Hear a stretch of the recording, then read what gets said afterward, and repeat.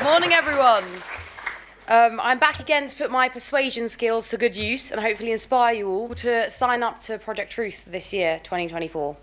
For those of you who haven't heard of Project Truth, it's the UK's largest pro-life youth outreach initiative where a group of around 20 of us take on the streets of Scotland to spread the pro-life message. Now, I know that just from saying that, you probably all had two thoughts.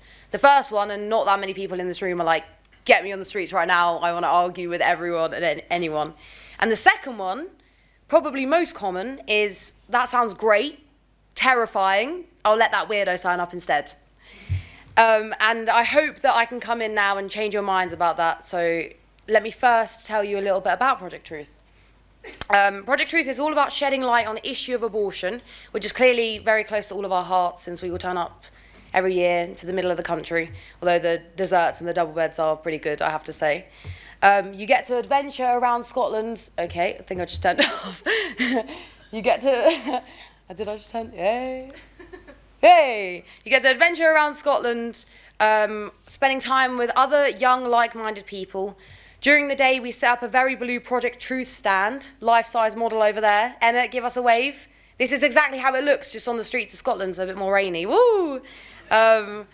And we have little models showing the development of the baby, petitions, leaflets for crisis pregnancy support centres, and post-abortive helplines. After a hard day's work, we all go out for dinner together, and we share our scary pro-choice story of the day, play lots of card games, have a few drinks, and genuinely just have a good laugh. It's really fun. Don't get me wrong, everyone ends the week looking like this. Shout out to Owen.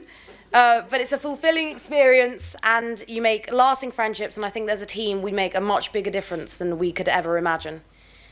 When you imagine having a conversation with a random stranger on the topic of abortion, you're probably thinking of some back-to-back hot debate, perhaps a few swear words chucked in there. Not from you, I hope. But the minority of the conversations are actually like this. They're not angry, they're actually quite sad. I've done Project Truth twice now with two amazing teams, a lot of whom are in the audience today, and I've picked up that the women that I've spoken to often repeat the very similar sounding things. They mention grief, they mention the fact that they had no choice, and the word baby isn't as rare as you think it might be. And what I'm trying to get is that Project Truth isn't necessarily about launching some full apologetics attack about pro-life that would make St. Thomas Aquinas in heaven grin and laugh, and changing their mind. In fact, you might be quite disappointed to hear that it's rare to change someone's mind on the street with a quick conversation. However, you cannot underestimate the power of just planting a little seed of thought in their head. Even if they walk away swearing or shouting, you have no idea the impact you might have just caused. Perhaps the lady that scrunched up the leaflet in front of you unscrunched it and called the abortion recovery helpline on there. Perhaps the group of teenage boys that all dared each other to talk to you, they might not air their girlfriend on Snapchat when she says that she's pregnant.